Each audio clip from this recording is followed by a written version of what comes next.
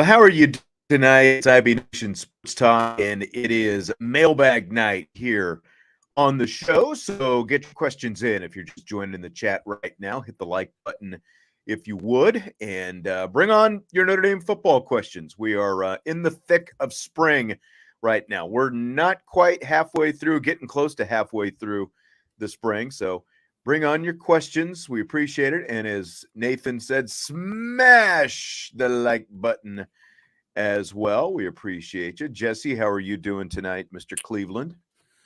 I am doing well. It is a busy week for me. I feel a little sleepy today, but that's just a normal week for me. You guys are going to be here tomorrow. Got some field work to do Thursday, but I just realized myself I have this Friday off, so I can't complain too Nice. much. I had a 3-day week last week, and a 4-day week this week. So very excited for the 4-day week. I'm already halfway through the work week. Yeah, isn't that the Friday that your employer is not calling Good Friday, but you're off Yeah. because of Good Friday, basically? Yeah, they not calling it Good Friday. It is like a mental health and well-being day or something like that. So, hey, I don't need it to be called Good Friday. Just give me the day off. I don't care what you call it. As long as That's I'm right. paid to not do anything, that's all I care about. That's right. All I need is the day off. That's exactly right. And we will be there, as you said. Bruce Springsteen is playing in Cleveland tomorrow, and your mom, my wife, of course, got me Springsteen tickets for Christmas. So we are going to see the boss tomorrow. It's been 7 years since the last tour, 2016. Saw him down in Louisville several years back. So I'm excited. I'm giddy. I'm ready to go. It's hard to believe that we're a day away since I've been waiting since Christmas to do this. Well, let's get in some questions. Kevin Park was parked in the chat first, and he brought the first question tonight. And again, smash the like button, subscribe, rate, review, all that great stuff. But Kevin says, could Rocco Spindler move to center next year?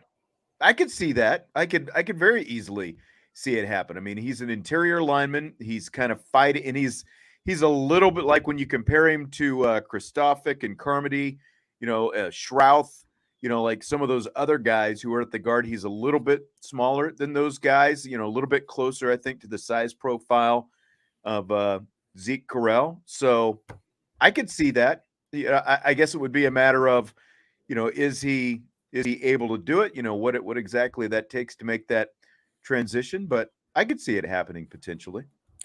Yeah, so the thing for me with Rocco Spindler is I would just like to see him involved because I know coming out of high school, he was a big time recruit. And I think for offensive lineman, he has big time athleticism. And, playing center is a position where you can utilize some of that, athleticism.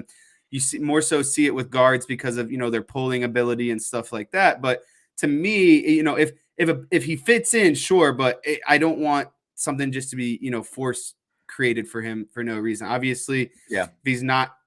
if he's still working with the second team, there's obviously still something that he's deficient on. So I haven't been able to see him this spring, but I did draft him on my offensive newcomers this year. So I'm very hopeful that he can work his way in, somehow this season. Yeah, that's right. You didn't you take him first on your yeah, I went with the home run swing. Pop? Yeah, I went that's with right. the home run swing. You went home run, and we'll see if that pans out into a home run.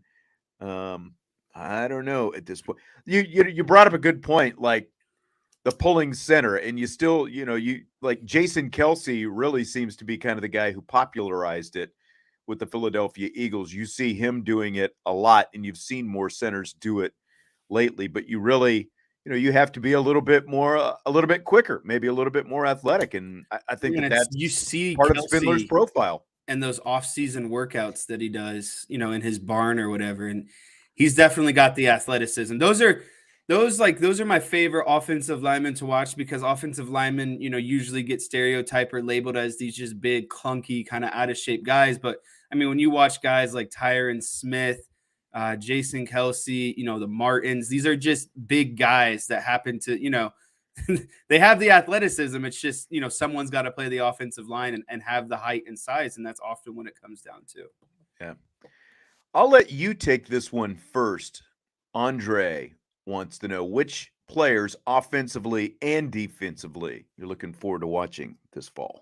So, in yesterday's show, I talked a lot about this person, and I think that their versatility can be very useful for the Notre Dame defense this year. So yeah, give yesterday's show a listen if you haven't, and you can kind of hear me elaborate a little bit Nice more plug. on that. Is Junior Tuihalamaka is who I am. You got it. Nice job. Is who I am.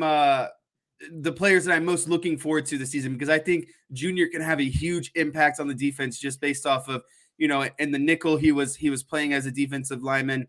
In their base defense, he plays as the Viper, and then he got some work as an interior defensive lineman in practice as well within the base defense. So I just think the transition from linebacker to defensive line is something that's going to benefit him, because he has the size, the speed, the strength to be a really good defensive lineman, and also, benefit of dropping into coverage too when they show some kind of blitz packages where maybe you blitz a corner and drop, the defensive end Viper into the flat. So defensively, I'm very, very interested to see what Junior can do this season. And then offensively, I'm honestly going to say, Sam Hartman's the easy answer because of, the fact that he's a really good big time quarterback.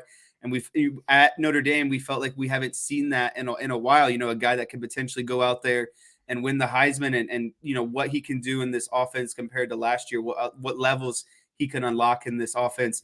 Another person for me would be Chris Tyree. I just want to see him utilized at the slot position, just getting him the ball in space. How creative can they get him in open space? So I think I'm going to go with Chris Tyree offensively. Okay. All right.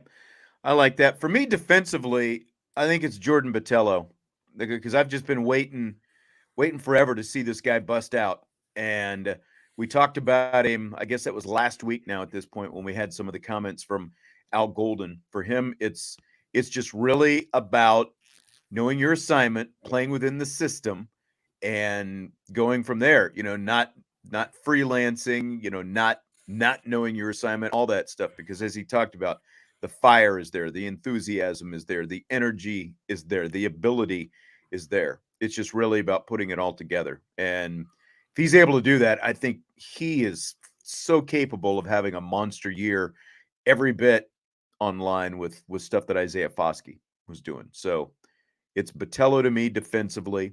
Offensively, I've just got to go with the old standby at this point, Tobias Merriweather. And we really missed out by not getting to see more of him in November, unfortunately, when he had that concussion. And, it looks like that is all a thing of the past, which you would expect this far down the line. But looking at some of those highlights and some of the throws and some of the stuff that he is doing, we didn't get to see it, unfortunately, in person on Saturday. I was hoping that maybe we would get to see a highlight reel play or two from Tobias. We didn't get to see that, though, but he's definitely the one, with where this wide receiver room is. He's fully capable. He's got the ability, the talent to lead that room on Saturday. So those are my two guys. Nice. But I'm not far behind with Tyree. I mean, I agree with what you're saying on Tyree. We've all been waiting to see. I'm just glad we had different people on both sides of the ball. I think that's pretty interesting. Yeah. Keith says he thinks Botelho could get 10 sacks, and I don't disagree with that. I think he could be right in there. So let's pick another question.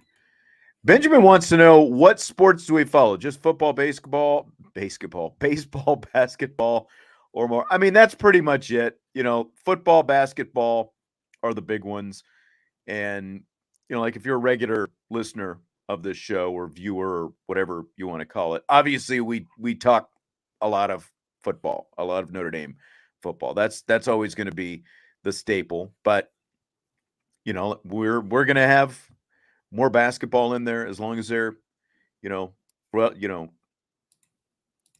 relevant enough to be part of the conversation.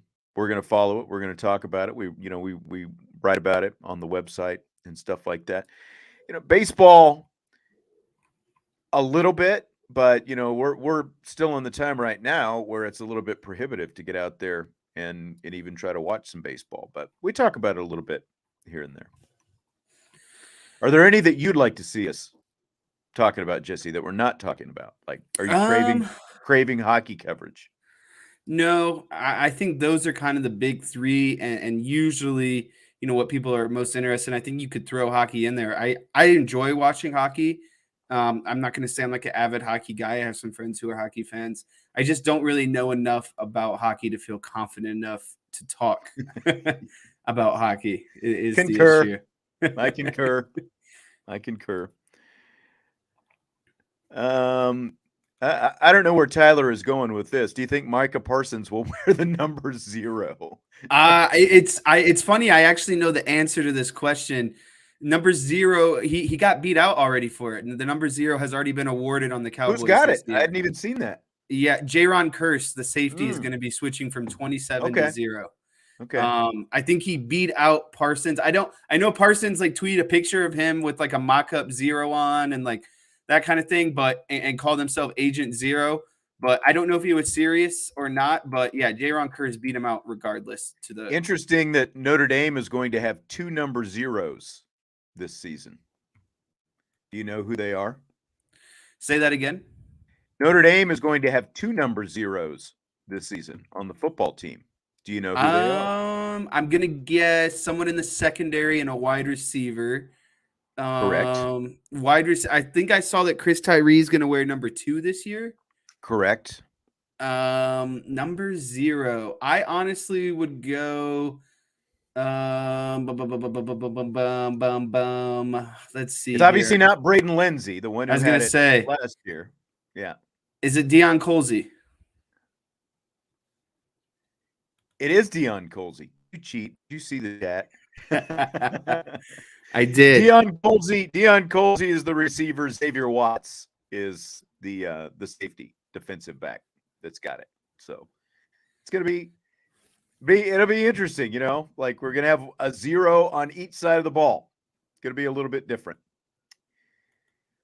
Ryan wants to know, why isn't Kevin Bauman being talked about enough? He was tied in 2 in the Ohio State game before he got hurt. And I think that is why, Kevin, is because he is hurt, and he is still hurt right now, and he's not practicing. So there's really nothing to talk about at this point. I was really high on Bauman a couple of years ago, and unfortunately, he's had injuries these last 2 years. I think it was 2 falls ago, 2 training camps ago. Like, he was Mr. Red Zone. He was a touchdown machine in the red zone. But I just think because he's injured right now, there's, like, what are you going to talk about? Because they're the injured guys, unfortunately, get over there in that corner, the north corner of the Irish Athletic Center, and ride the stationary bike and do some med ball stuff and all that kind of stuff. So I think that's it. He's not out there practicing right now. He's very, very hopeful that he's going to be healthy and ready to go. But I think that's really the only answer, because there's nothing to talk about with him being injured still. Jeff, how has Watts looked so far this spring? Really starting to come on at the end of the season? Could Christian Gray be the next Benjamin Morrison? I know Brian was really high on Christian Gray, and I didn't get to see quite enough of him. I just think Xavier Watts is still, everything is pointing up for him right now, and there'll be a story on him coming out on Irish Breakdown within the next probably 12, 24 hours, whatever it happens to be, whatever it gets published. But I think the thing with Xavier Watts is he gets to focus fully on being a safety now. There's none of this dabbling with wide receiver like he had a little bit last year. He started the last 4 games of last season, and we really got to see 2 different times in those last 4 games. He set a career high in tackles, and he ended up with 3 pass breakups, which was among the team leaders as well. So really excited about Xavier Watts. I think he's going to be a big-time player for them at safety this season. Christian Gray, I'd say look out. I mean, I think we're going to be saying this about some of these skill guys every year. Don't you, Jess? Just like the way recruiting is trending, I think we're going to be there's going to be another young guy every year we're talking about going forward because of that. Yeah, that seems like the trend is Notre Dame has kind of identified what they are looking for in regards of, the cornerback kind of secondary positions. And yeah, I think they're going to keep kind of churning out these similar type of guys. And, the thing about Christian Gray is he's just so fluid. There's just a lot of easy speed when it comes to Christian Gray, meaning that he just kind of glides. Like, it doesn't look like, you can tell when guys are trying hard to sprint sometimes, right? Christian Gray just looks like it's nothing to him. It's just another day. And so that's probably the most exciting thing to see about his game is just how fluid he is in transitions, getting those hips, rotated over, getting into the hip pocket of wide receivers and just being able to glide with those guys. But like a lot of these, corners, especially when they get into college, he's going to have to figure out how to bulk up and be someone who can shut down perimeter runs because, largely what a corner does is end coverage, but he still has to be able, to be a threat in the run game. A lot of, what we saw last year with Tariq Bracy is that's kind of what we need to see out of a lot of these corners. And I think it's something that Notre Dame is going to require demand of their players. You're not just going to get away with being a coverage corner. You have to be able to play the run as well. Yeah, I concur. Keith wants to know, do we think any of the freshman wide receivers will get meaningful snaps this year? I mean, this is tough because, like, on the one hand, you see them, and mainly I think it's been Braylon James and Rico Flores Jr. Now, Jaden Greathouse has done some good things as well, but those two seem to get, like more of the highlights and stuff like that we've seen from practice. But what we don't know is their depth of knowledge of the playbook, in addition to like how is this potential change in philosophy? Is there actually going to be a change in philosophy with the coaching staff that can help get some of these young guys on the field quicker than what we'd seen over the previous 13 years, basically, between Brian Kelly and Tommy Rees as the offensive coordinator there at the end? If I was going to go out on a limb right now, I would say Rico Flores Jr. That would be my bet. I don't know what you think, Jess, based on what you've seen so far. Yeah, I haven't seen a whole lot, but a lot of what I've, I guess, read is, between it's going to be between Rico Flores Jr. and Jaden Greathouse. I can't speak to the specifics of seeing them in practice because, I haven't been to practice. So to me, I just think of, again, what I've heard of Rico Flores Jr. And kind of the hype that was around him coming out of high school. That would be my bet if I were a betting guy. Yeah, I think so as well. Tyler wants to know if we watched any MLB games with the new rules. If so, is it any better? It's funny because Jesse just texted me last night. I've got this slide. I kept it here. So, if this, I'll let you decide if this is better. So, first weekend of the season. This is a sample size of 50 games. Yes. League batting average is up 15 points from 230 opening weekend last year to 245 this year. Stolen bases more than doubled. Well, almost doubled. Attempts more than doubled. 29 of 43 were base stealers last year. 70 of 84 this year. Way more base stealing attempts, which is part of not just the pitch clock and the throwovers, but the bigger bags as well. Stolen base percentage up from 67% to 83%, and time of game down about 30 minutes, 3 hours and 8 minutes to 2 hours and 38 minutes. And, I haven't watched wall-to-wall games, but the biggest thing that I do notice is the pace. There are constant action now. More things happening. Yep, that's right. There's far less lag downtime. Yeah, and so I went to the Cubs opening day in Chicago last Thursday, and I mean, we got out of there in just over 2 hours. I want to say maybe 2 hours and 20 minutes, and I mean that's not a bad thing in my opinion. You know, it was a 4-0 game. Stroman had like 8 strikeouts. Cubs put together one inning where they got 4 runs, and you know that was really it. I don't think it's had any negative impacts, and I had a lot of fun listening to the Cubs game last night on the WGN network, I believe is what they're on, or the Cubs Marquee, whatever network they're on now with Boog Sciambi. I was Network. listening, yeah, and you know, they made a comment last night. Someone got a hit, and I think it was Hosmer.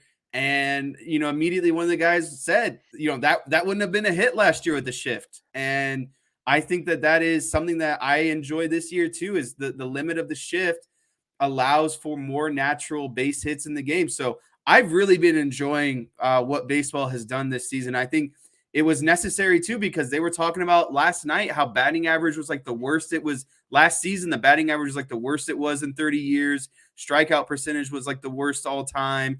And so it just came at, to me, the perfect time. The game needed some stuff to kind of pick back up, you know, the action and the excitement. So I'm all aboard on the rule changes so far this season. Yeah, I agree.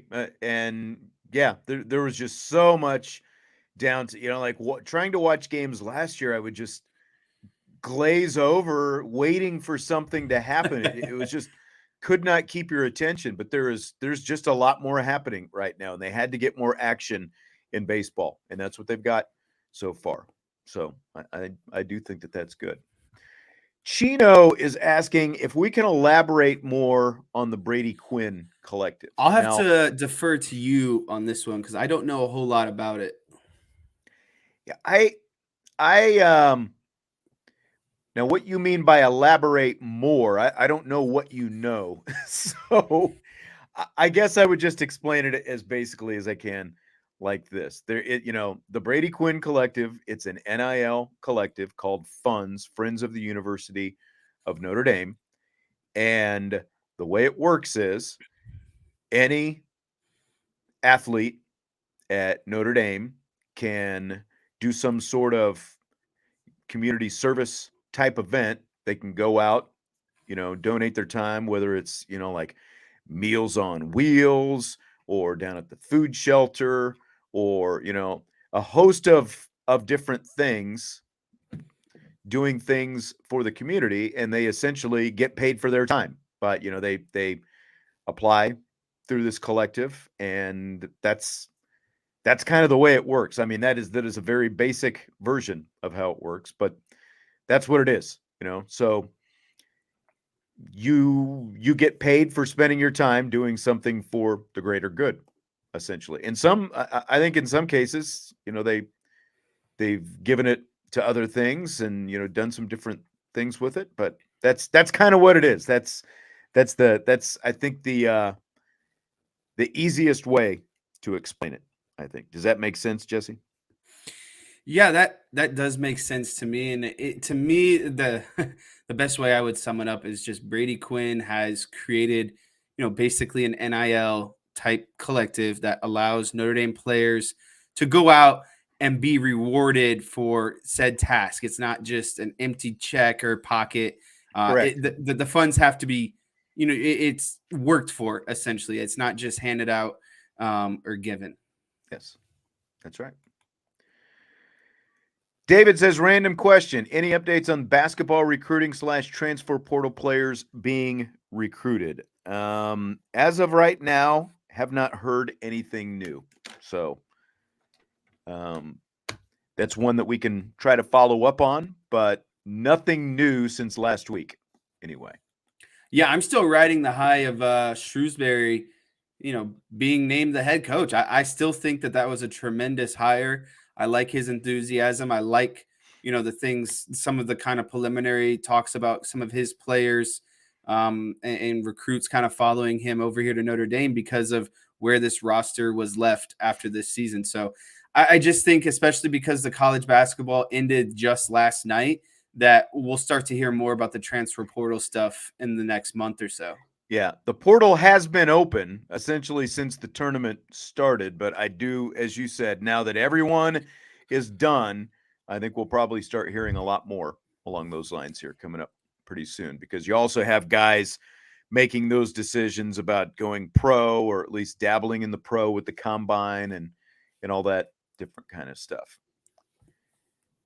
Tyler wants to know what we thought of the San Diego State UConn game last night. I watched here and there. I'm not gonna lie, I didn't watch it from start to finish. I thought that it was, kind of what I expected. Both teams were good defensively. And it was kind of a snooze fest. UConn kind of got out big, Yep. and San Diego State got within like maybe 5 or 6, I think, there towards the end, but then UConn immediately, jumped back up on it. So yeah, the most important thing that came from that night was my bet hit, and that's really all that I cared about. I moved my funds over to DraftKings since FanDuel still has me suspended. Still locked out, huh? Still locked out. I was going to ask if you had any luck with that. But. And it's frustrating because FanDuel is running my favorite promotion today, and I am unable to bet. It's Dinger Tuesday. So what happens is, if you basically, so I'll give an example. Say like the Cubs and Reds are playing today. Say I put a bet on Cody Bellinger to hit a home run. You have to place a $25 bet before the game starts on someone to hit a home run. And then every home run that's hit in that game, you get a $5 bonus bet, no matter if it's the Cubs or the Reds, up to $25. So essentially, you can make a whole lot of money if you think a lot of home runs are going to be hit in that game, and you can pick, who's going to hit that, at least one of the home runs. So, okay. It's a pretty slinky promote, and you can do it for multiple games. It's not like there's a limit on how many games. You can only get the bonus bets per game, though. So you don't even necessarily have to win the bet. As long as you place the bet and then home runs are hit, you'll start getting credits back. Yeah, you get $5 a pop up to your $25 that you bet. So it's a really solid promotion. You can rack up a lot of bonus bets, and then you hope that your $25 pregame bet hits, because most home run odds are at like plus 400 to plus 500. So if you place a $25 bet on a plus 400, you're going to win $100 and then potentially, $25 in bonus bets, depending on how many home runs are hit in the game. So I love the promotion. I can't believe I'm giving them free sponsorship right now when I'm suspended and locked out of my own account. Yeah, no kidding. Going back to the Notre Dame basketball, Michael was saying, sounds like all of Shrewsbury's recruits will be transferring as well as some of his team. And yet, it's not a whole lot new necessarily, based on what we had heard. But,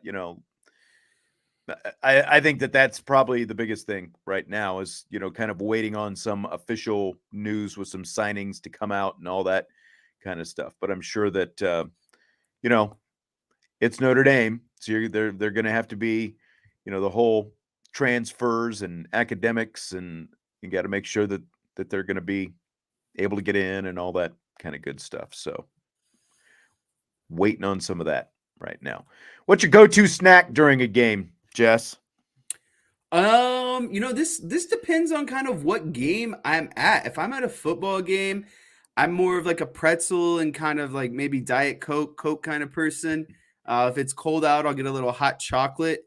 But I love at baseball games nachos. I'm a huge nachos fan at baseball games. Can't go wrong with the hot dogs as well. So yeah, I actually think my favorite game to have a snack is baseball, and I love getting helmet nachos and collecting all the different helmets. So I was going to mention the helmet nachos because at Cleveland, where we've gone with you to watch some games the last couple of years, they have this really, it's like like the whole thing is, it's a nacho stand. It's not just a stand. It's like, like one of the, it's one of the permanent restaurant type, whatever you call it in their concession areas, but it's all nachos, but it's helmet nachos. And then they've got like chicken and beef and, all this different stuff, pico that you can put in there. It's muy bueno. Pretty good. It's up there. Yeah. And nachos would be mine as well, but especially those Cleveland helmet nachos. That takes it. Glad to know you're hooked. Yes. Stymie likes the pretzels, a good cheese ball, and crackers work too. I don't know if I've ever had cheese ball and crackers at a game. Nathan saying, I know it's not going to happen, but how awesome would it be if Fisher moved to left guard? I hadn't really thought about that. Like have Fisher and Alt playing next to each other. I think like, would it work? Yeah. And would there be like success? For sure. But to me, with Blake Fisher's kind of size and frame and overall, I just think he's more suited as like a tackle. I think you look at him and you think tackle, you don't really think guard. And, that's not a knock on him at all. It's just, I just think he's got that kind of natural tackle type body. Yeah, I agree for sure. All right. Well, Jess, are you ready for some rapid fire? I am. Today is I don't get to do mailbags very often, but they're usually my favorite because we get all the fan questions and then we get to go into rapid fire questions. So we cover all the topics in one day. A wide spectrum, that's right. And of course, if you still have more questions, we can work them into rapid fire as well. Let's start with a little Marty Biaggi. How about that? He was talking about after practice the other day, he was asked about the whole using starters on special teams. And you know what? I'm not seeing it. Hang on just a second. Let me make sure what I'm looking for here. Oh, I do. I have it. Okay. I thought it was titled something different, but it's exactly what it's supposed to be titled. So here we go. He was asked about starters playing on special teams and, kind of along those lines. I love the head coach here. This is very exciting. So it's great. Coach Freeman, being the fact that he comes into my office literally on a day-to-day basis is very exciting. And having open door policies with him to be able to come in and say, Coach, here's where I'm thinking this is, and him give me even just a quick yes or no as opposed to a false promise where you're banking on a kid, and then right the week of the game, like, oh, we can't use them, that kind of thing. The open line of communication has been awesome, but very excited for the player roster that's here. I'll leave it with that. And he followed that up. He was asked about how Prince Kollie and Jordan Botelho are able to be so disruptive on special teams. I think it kind of plays into this. The will and the mindset that they want to make a game-changing play and not be hesitant. And when from a head coach standpoint that we never want to get a penalty, we never want to rough the punter, we never want to rough the kicker, but we also want to be thinking, attacking, and aggressive mindset, and to know that you have a head coach that, hey, we're going to coach it up and love you up if it's done wrong, but like this is the mindset I want from the head coach down. I think it allows those guys that have that kind of edge, that chip on the shoulder, hey, I can do this, I want to go make this play. They can take a deep breath before the ball's even snapped to know, hey, I can go do this. So, Jesse, listening to both those, the things that stand out is the focus on special teams essentially comes from the top down. It's about the importance the head coach places on it. What do you think? Yeah, and this is kind of something that I've been advocating for, and I think even mentioned yesterday on the show is, special teams is a top-down approach. It doesn't matter. You can't be effective in the special teams unless your head coach wants to be effective in the special teams. And it's clear and obvious that Marcus Freeman has emphasized the importance of special teams and the impact that it can have on the game. And then when you get guys like Jordan Botelho, Prince Kollie, etc., to buy into that kind of concept, you're going to see more impactful plays made on special teams. And honestly, that's how guys get their shots. I mean, it's no surprise that Jordan Botelho is kind of, in line here. Prince Collie's in line and saw, reps in the bowl game at the end of the season, both getting some starting reps with some guys kind of being out. Not even guys being out in Prince Collie's situation. He just got the opportunity to play more. So I think it's terrific. And I don't think it's necessarily we should be concerned about, the departure of the old special teams coach and Biaggi stepping in, because I think it's just going to pick up where it's left off. And really what it's going to come down to is Biaggi having the dedication to be good at special teams. But I mean, when he talks about Marcus Freeman constantly, coming by and, speaking with him and constant communications. I just think it shows that this season should be no different than last season in terms of, Notre Dame making impactful plays on special teams. Yeah, exactly. I mean, how are Prince Colley and Jordan Botelho able to make, big plays on special teams? Their head coach lets them play special teams. It essentially comes down to that. And I think you're exactly right. I think that we're going to see a continuance of what we just saw under Brian Mason with Marty Biaggi. And we touched on it a little bit yesterday, going back to, it was, in the soundbite, I think that we played yesterday. He had success as a special teams coach blocking kicks at North Texas because his coach at North Texas placed a priority on special teams and let him use starters. And that's why he started off that first soundbite saying, I love my head coach, because the head coach is going to let him have, top frontline guys on special teams. So, and I mean, that's how it should be. Your starters should be the guys until some of the younger other guys prove in practice that they could be just as impactful as the starters. Like starting, as I've worked up the ranks, in my football career, I was fortunate enough to play, freshman. As a freshman, I got called up to varsity. And I had the opportunity to play special teams immediately. And I knew that that's where my impact was going to be and the impression that I was going to make. And again, that's how these spots end up getting filled, is you have guys like starters who are going to be in there, but then you have up and coming guys who get that opportunity to prove that they can be impactful too. So I think it's very exciting. And I've said before, and this might be an exaggeration, but I mean, special teams is a third of the game. And I know that it's again, that's probably a stretch. It's more probably like 20% of the game, but still that's still a chunk. That's still in time where you can make big plays happen, flip the field, gain momentum, whatever it might be.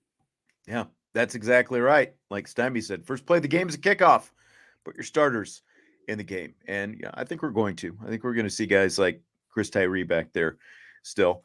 Tomorrow is Brian and his wife Angela's anniversary, and I saw Michael, talking about that, and I think that's what the We Are Not Marshall response. We need to call Sean Stiers up to the show. Get on your shuttle. You're getting called up to the show, Bull Durham style. Again, I'm going to be gone tomorrow. I'm out of town, so I'm not going to be here to host a show. I'm off tomorrow myself. That's why we don't have a show tomorrow night, and why we're doing the Mailbag show tonight. So. So I don't think that there is going to be a show tomorrow if Brian is taking off for his anniversary, which I think he is, or at least I know he said there would not be an evening show because of the anniversary. So he might still be doing an afternoon show. I don't know. It's just too much for one man to keep track of, is what it is. So Jesse, after Chris Tyree had a bit of an up and down day at practice Saturday, do you still buy him or sell him in this move to wide receiver? I'm still 100% buy. It's, practice, 5 or 6 of the spring, a guy that probably hasn't taken many wide receiver snaps. I mean, sure, he probably got worked in here and there, maybe some drills over the last few seasons, but to be a full-on wide receiver, taking, working with the position group, taking snaps, it takes time. It's an adjustment. No one can just naturally, translate over to a new position. So, he's got all spring, he's got all next fall camp, if that's where they decide that they're going to keep him permanently. So I'm still all in on Chris Tyree playing wide receiver. It's going to take a little bit of time, but I'm more than happy to wait. I am as well. And obviously they're using him as a slot, which you tend to think of slot guys as smaller guys along the lines of Chris Tyree, in that 5'8", 5'9", 5'10" range, whatever it happens to be. He had some drops. Yeah. Again, it's like you said, it's practice 6. There were some overthrows by Sam Hartman. And I started thinking about it with a guy Tyree's size. Now, again, traditional slot receiver type size, but most of the rest of the receivers on this squad, they're like 6 foot and above. You know, like Deion Colsey is almost 6'5", and you've got Braylon James at 6'2", and Tobias Merriweather is 6'4". So it's like, I think like you look at some of those overthrows that Sam Hartman had. I think it's it's like it's just a different release point. Yeah, getting used to throwing to someone who's a good 6 inches. Well, it's kind of at that level. Yeah, it's almost a downward trajectory. Exactly. Exactly. It's just different. I think he's got to get used to that when he's throwing number 2 out there. I think that that's the biggest thing. And again, that's why you have spring, so you can go through some of that stuff when it doesn't matter, right? Right. No one else will see it. That's exactly right. That's exactly. Yeah, so I'm with you. Complete buy for me. A great athlete, and I think we're going to see good things out of him. Fill in the blank. It's blank that Irish safety DJ Brown said today that freshman early enrollee safety Ben Minnick has 3 interceptions so far this spring.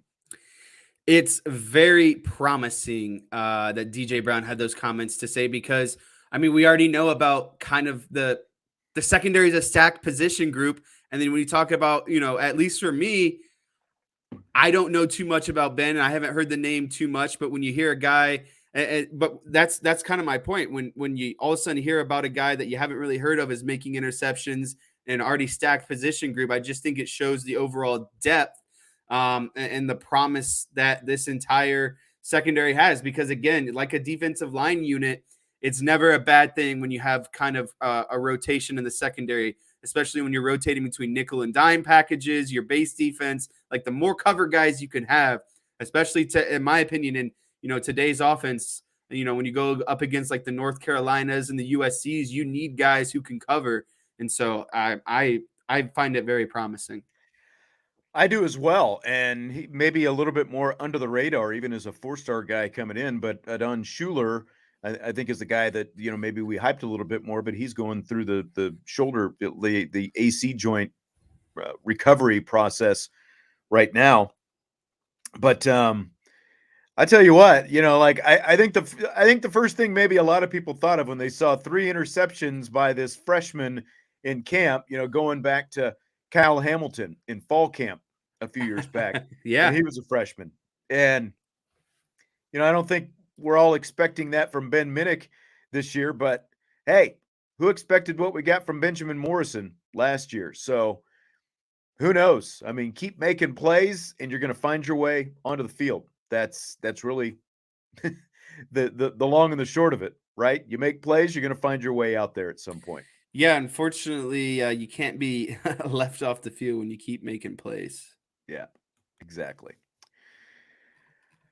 So after seeing UConn, Jess, we talked about San Diego State and UConn in the national championship game. They won their 5th national championship last night. Do you buy or sell the Huskies as a blue blood program? I do buy them as a blue blood program. I mean, look at your top blue bloods all time. You have UCLA with 11 championships at the top. You got Kentucky with 8 championships in second.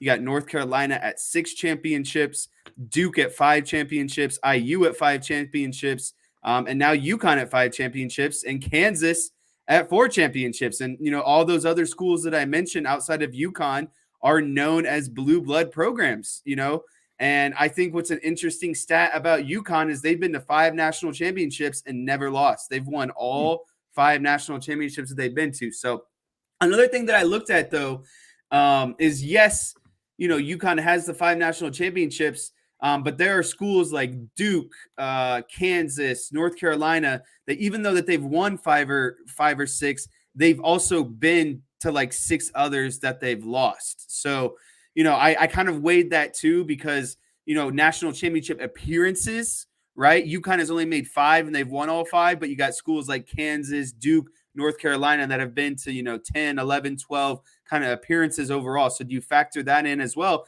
Sure. But when we're talking about, you still got to do it. You still got to win them. At the end of the day, it's about winning the championship. And so, when you talk about UConn having 5 now and being in the top 5 of most national championships, I think you have to consider them as a blue blood. And they have all 5 in the last 25 years. I mean, that's one every. And that's why it's a sell for me, because you obviously have a different definition of blue blood than I have.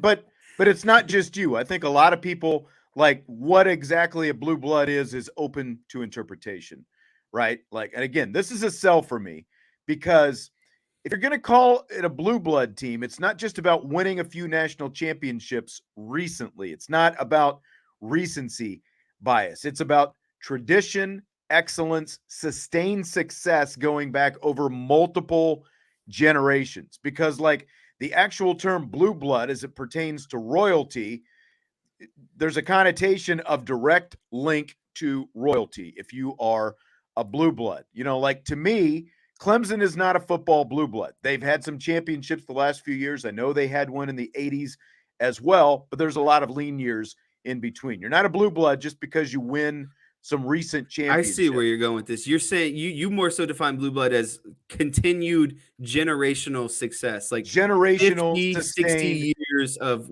prominency within the sport. yes. Like USC in football could be considered a blue blood. Potentially. Yes. And so would Notre Dame. Notre Dame would be in there. USC would be in there. Alabama would be in there. I would still consider Texas in there. You know, even though they're, you know, they've fallen off here a little bit lately. They, you know, they've obviously got a national championship more recently than Notre Dame. And I mean, like, look at Kansas, for example. James Naismith invented basketball. He was the Jayhawks' first coach. He coached Fog Allen, whom, you know, the arena they play in right now is named for Fog Allen. Fog Allen coached Dean Smith at Kansas. Smith coached Larry Brown, who led Kansas to the 1988 championship. He also coached Roy Williams, who of course coached at both Kansas and North Carolina, and who was on Larry Brown's staff in 1988, Bill Self. And oh, by the way, Fog Allen also coached Adolph Rupp, the legendary Kentucky coach, who that arena is named after. There's no truer blue blood than Kansas, like when you follow that lineage right there. But North Carolina, Kentucky, they are right there intertwined with that. Duke, of course, is, because again, their excellence goes back over generations. It's not just recent. And We Are Not Marshall asks about UCLA. I do still consider UCLA a blue blood. Again, even though they don't have recent national championships, you know, you've got to go back. What was that? 90, was it 94, 95? They won their last championship with Herrick and Tyus Edney and all those guys. It was in that range anyway, mid-90s. They won their last. But they've been to Final Fours recently. You know, they obviously are not nearly as dominant as they were in that 60s and 70s with John Wooden, but I include them. Thank you, We Are Not Marshall. I thought it was 95, and it was 95. But yeah, so I still do include them. You know, like the one for me that is really teetering and falling off, and I've talked about this before, I don't think on this show, is Indiana. You know, like, do you still consider Indiana on that same, you know, in that same breath? I tend to say no right now, because they have fallen, you know, much farther off than like a UCLA. And again, we're not just talking about recent national championships. We're talking about success over time. You know, you can now, has Notre Dame won national championships? No, but they've been to the college football playoff twice. They've also lost in another national championship game. It's not just about winning national championships. It's about prolonged success in terms of blue blood. That's my definition. And again, like, I know that you know, your definitions, your mileage may vary. UConn's had a lot of success in the last 25 years. To me, like, talk to me in another 25 to 50. And then we'll be having that conversation. Yeah, I think Siggy just made a great point. It's new money. That's right. They're nouveau riche is what they are. That's actually a really good way of putting it. I really like that. Yeah. Yeah, I concur. Yeah, like when Bob Knight was still there, Indiana was definitely, you would consider a blue blood pro. But I mean, you got to go back, you know, to 87, obviously, since their last national championship. Again, I know if you want to include Notre Dame in here, but like Notre Dame football comparative to Indiana basketball, like what a successful season is, Notre Dame has had a lot more success over the last, you know, 15 to 20 years than Indiana basketball has had over that same period of time. And, you know, Notre Dame football is still Notre Dame football. I don't think you're going to leave them out of a blue blood conversation when you're talking football. Michigan, you know, whether you like them or not, you probably have to include them, right? Unfortunately. Yeah, I like what Siggy said. You know, the new money. Yeah, I mean they've had a lot of recent success, but their true success begins really 24 years ago is when it started. Yep. The NCAA is considering expanding the tournament. UConn head coach, new national champion head coach Dan Hurley is among those who do not want expansion. Do you buy or sell expansion for the NCAA tournament, Jess? I sell expansion. You already get 68 teams, with the 2 play-in games, and then you get down to the field of 64. I just think that's already a lot. And we already see a lot of disparity and a lot of upsets, especially, within the last 5 to 10 years, more so than in the past. But I just think that, it should be an honor and something that's hard and worked for. And I don't think you should expand and just let more teams in. It's already a big pool. I like the format. Like at that rate, I don't know what way you would do it. You'd have to break it up out of different, 4 different regions, I think, unless you strictly had more play-in games.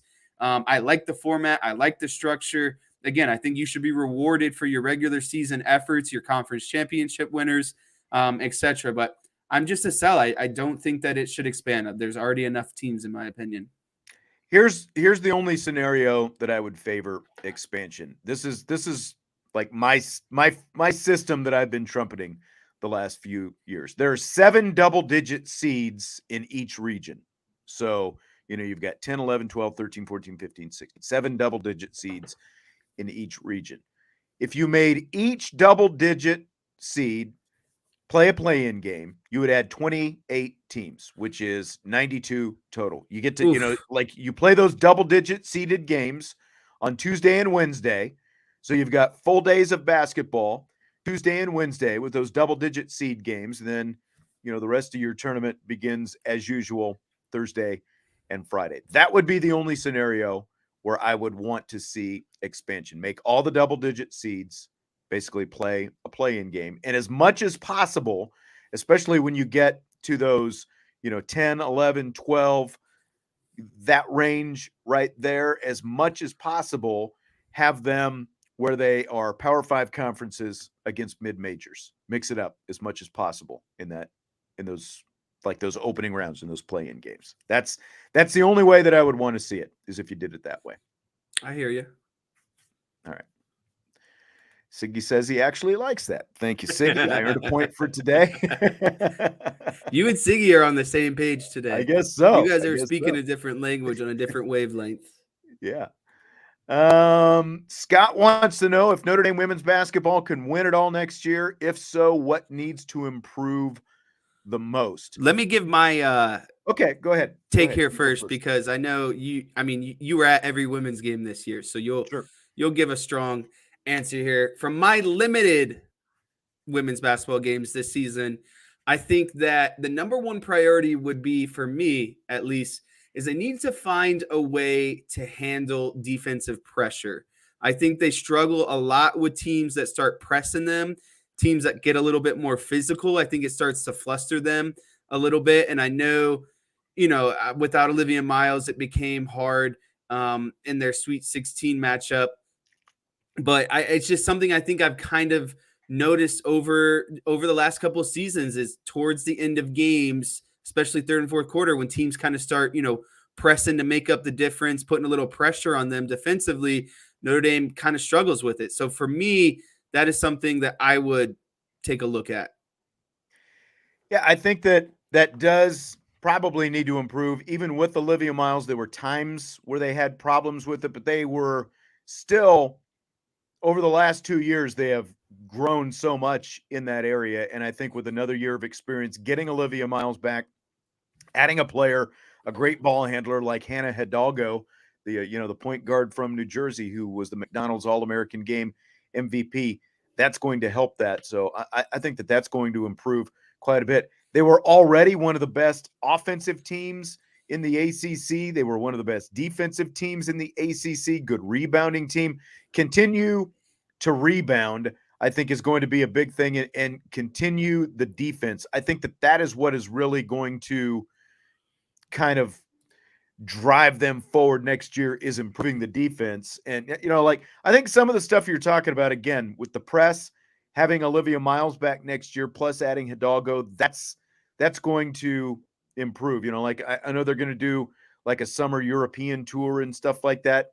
Who knows what Miles' availability is going to be? Hopefully she's able to get back, but they do need to add another post player. That's going to be big for them. But to answer your question, like to me, ESPN today released its, one of its way too early, preseason rankings for next I year. love that. That's such an easy article for them because it's never right. I know. And, of course, it's going to get people stirred up all over the place. Like they put Notre Dame 10. Virginia Tech was not in there. And people are like, oh, how do you leave Virginia Tech out? They just went to the Final Four. Well, they're also going to lose their 2-time ACC Player of the Year, Elizabeth Kitley. They're big.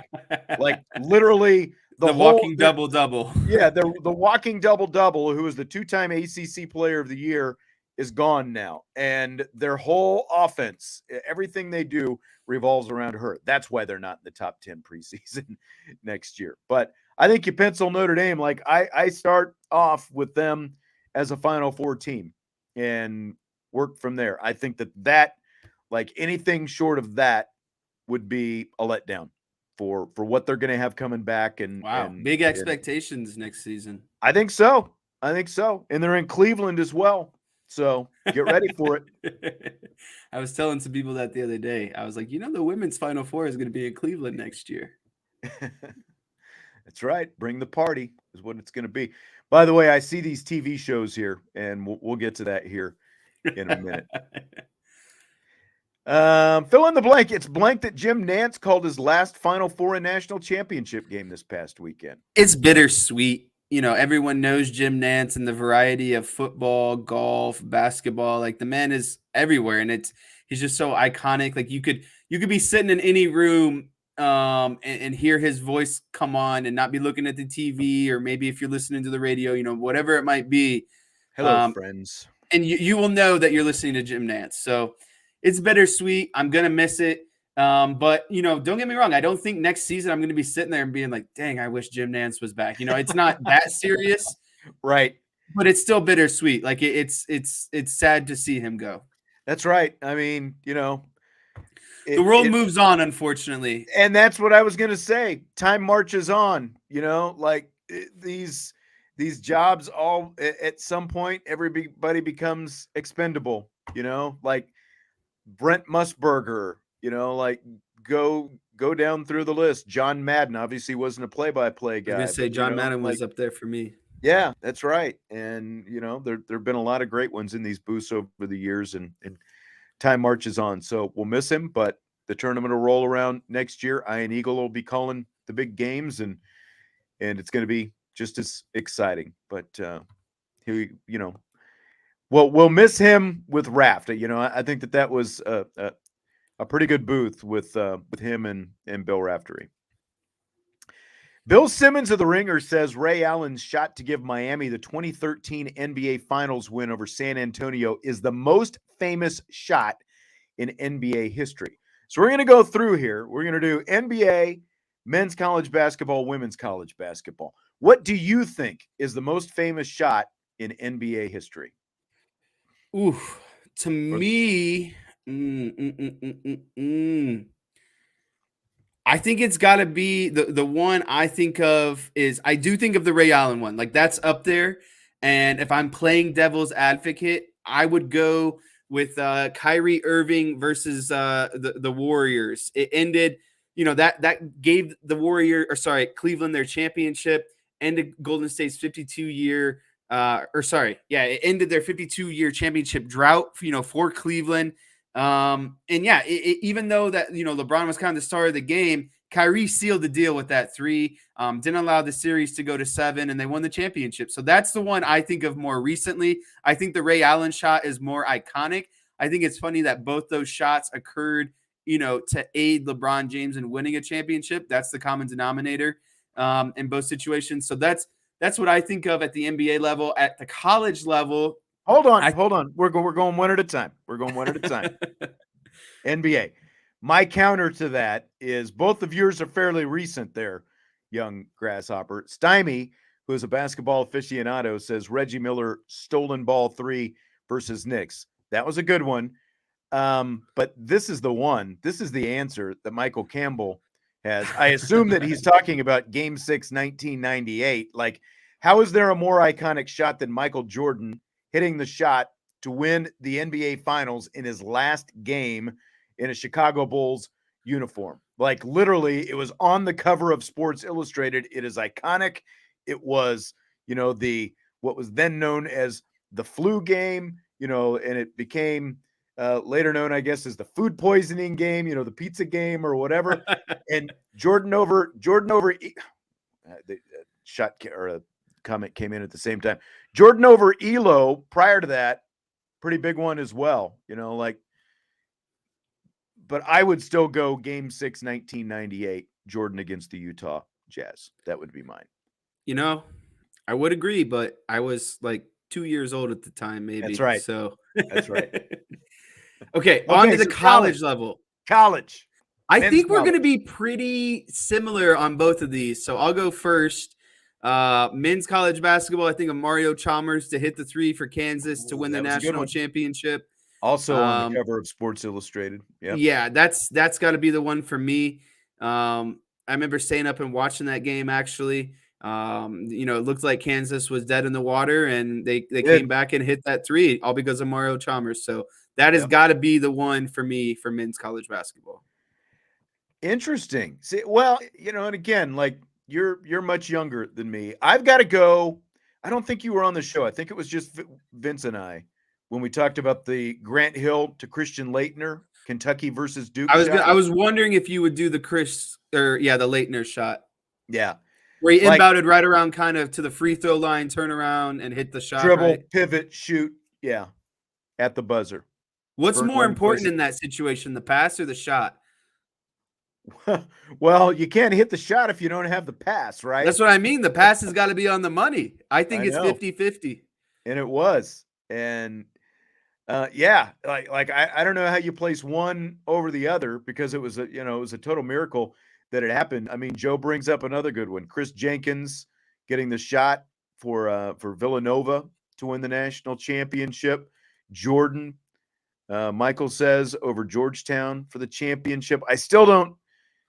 I don't think of that one as, and again, I am not a Duke fan by any stretch of the imagination. And to me, in terms of, because I was obviously watching that 2008 Chalmers game as well. And to me, that one means more to me. But I think that when you think of iconic, that most college basketball fans, especially over the age of probably, Vince is 40 and barely remembers it. So, if you're over the age of 40, maybe 45 and over, which is still a pretty big part of the population, I think that you would go with that one. And all right. Yeah, Michael says he hates it because he's a diehard Kobe Bryant fan forever. And Siggy says the pass is more important, but you still got to hit the shot. And that was he didn't even have time to look at the basket. It was catch, dribble, pivot, shoot, boom, boom, boom. And it's still just an amazing shot anytime you see it. Okay. So those are our men's basketball. How about women's basketball? I mean, it's a no-brainer. I think we're all going to be on the same page on this, right? It's got to be the Arike Ogunbowale. There you go. Shot to win the national championship, right? We all got to agree on that one. If we can all come to one big consensus, yeah, there it is. Oh, but someone says Morgan Williams to end UConn's win streak. There you go. It's not a bad one. It's hard because you think of that one, and the problem I think with the women's game is the dominance of UConn and the dominance of Tennessee. They won so many championships in games that many times were not that competitive.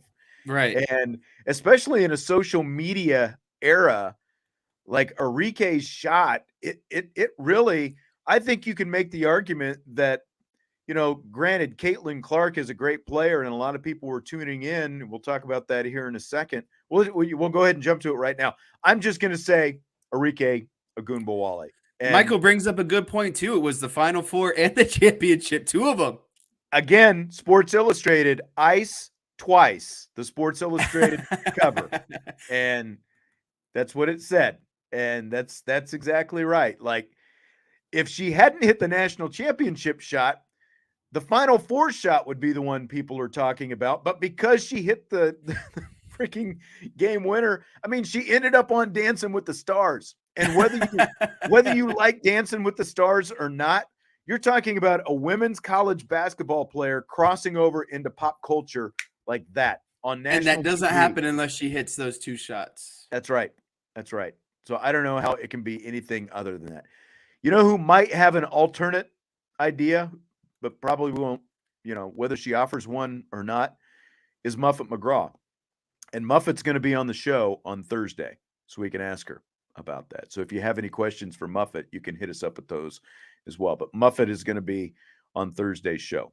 We're going to talk to her, so we can ask her. Again, probably going to be a little bit biased, but I'll be curious to see if she has anything else that she would offer other than Arike's shot. So fill in the blank. Speaking of women's basketball, that LSU Iowa Women's National Championship game drew a record 9.9 million viewers, and that's blank.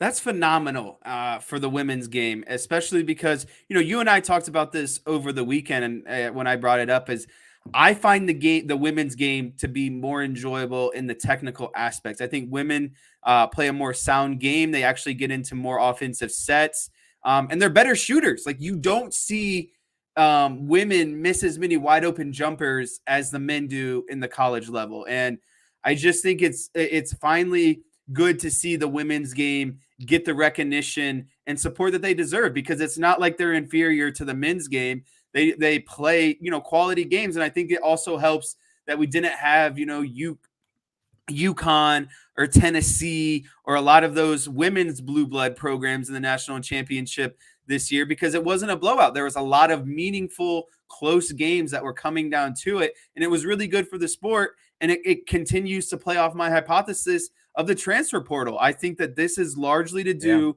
college sports across, no matter what sport it is. We're seeing that gap shrink between the top teams, the mid-level teams, and the bottom teams because of the transfer portal. The talent is able to be dispersed more evenly across the game. And I think we saw that with how the women's game ended this year. I agree. I mean, just look at Angel Reese. She's out of the transfer portal, started off at Maryland, and that's how they were able to turn that around in a short amount of time, in just 2 years, and win a championship. And as Joe says, at one point the game did have 12.6. The 12.6 million was the peak, and that was across all platforms: ABC, ESPN2, as well as the streaming platforms. The average was 9.9 that they put out there. So everything that you just said, and like when you compare it to some viewerships of some other recent sporting events, more people watch that game than watch the Notre Dame USC football game in November.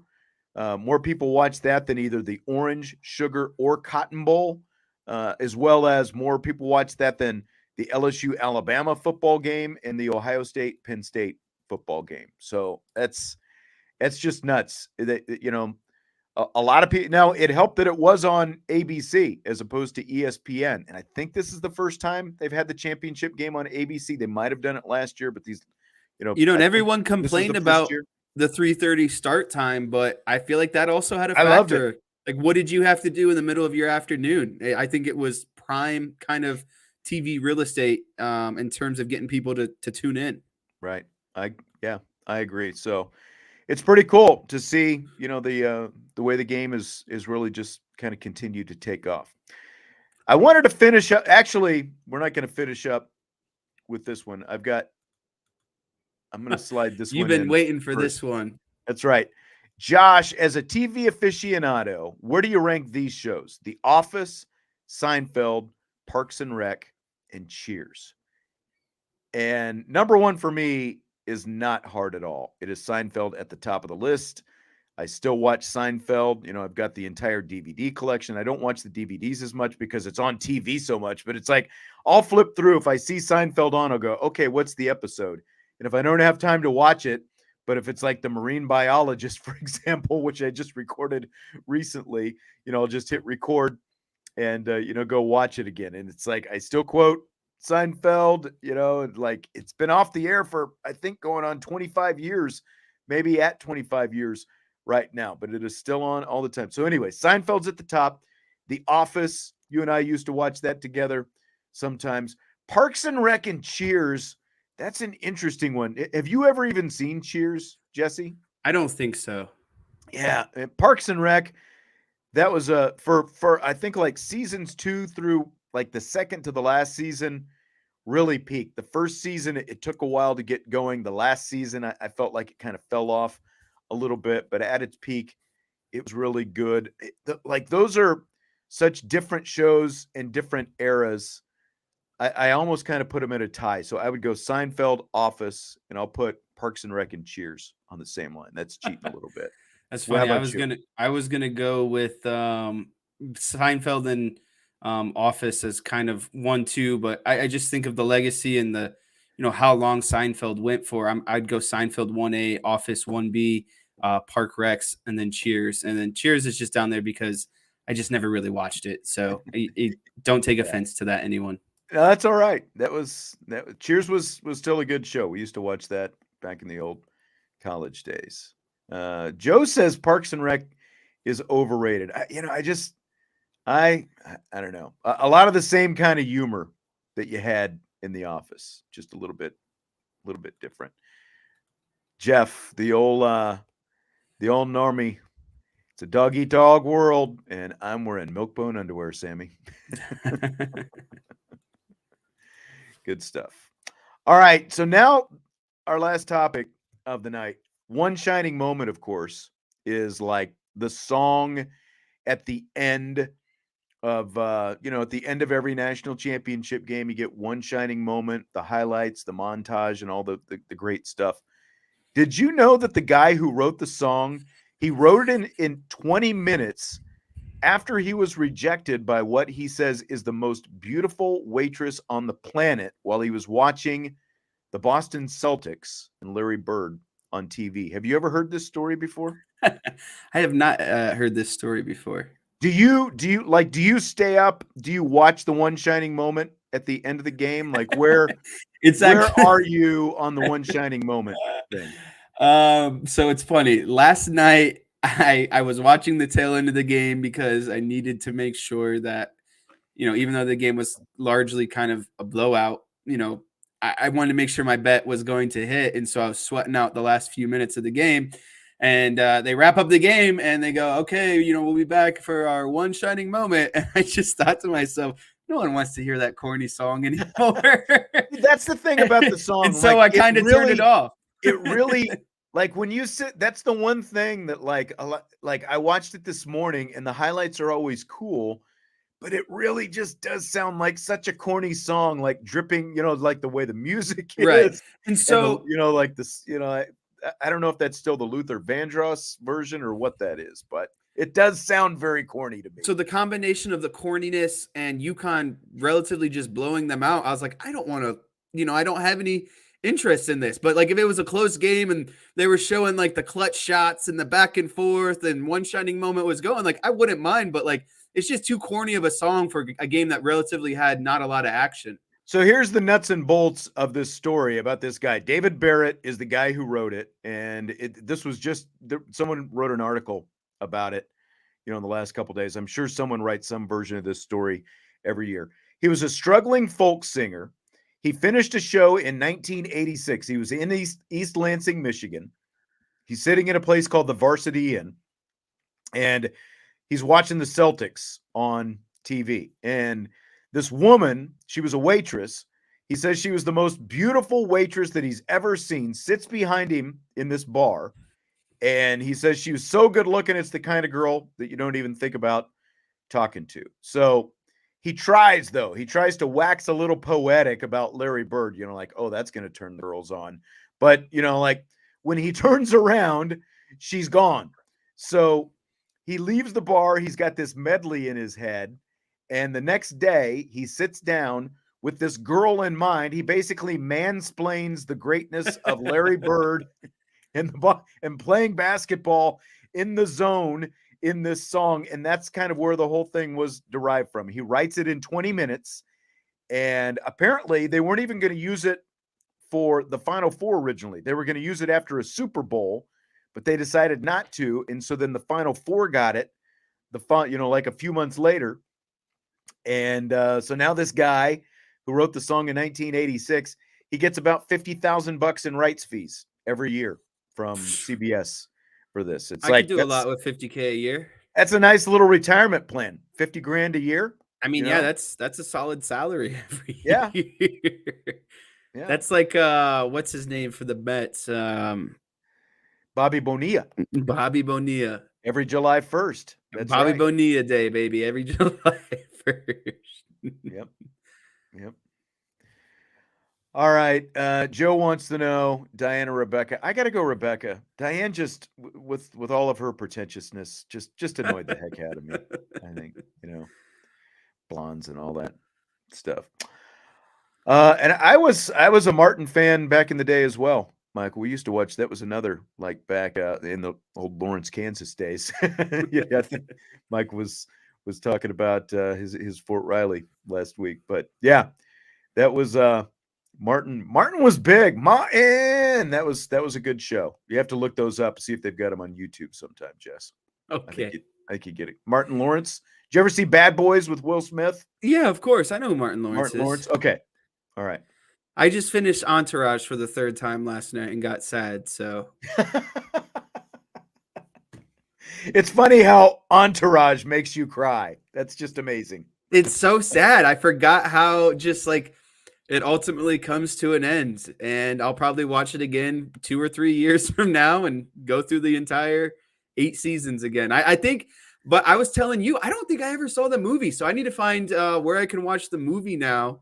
And fully kind of do my Entourage due diligence, because it's fresh on the mind, right? Like I watched all 8 seasons. I need to watch the movie relatively soon and not put it off, amongst other things like my taxes and renewing my driver's license and all that good stuff. It was on one of the pay channels here recently. I'll have to look and see. I was curious if like maybe HBO has it, since they have all the seasons, but yeah, I somewhere has to have it.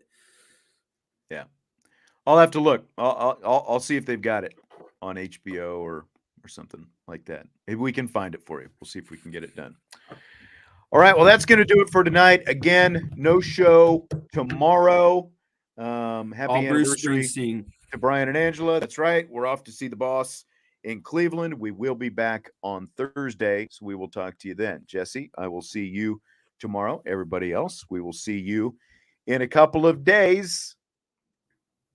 Have a good day off tomorrow, or just watch Brian in the afternoon. IB Nation Sports Talk. Ciao.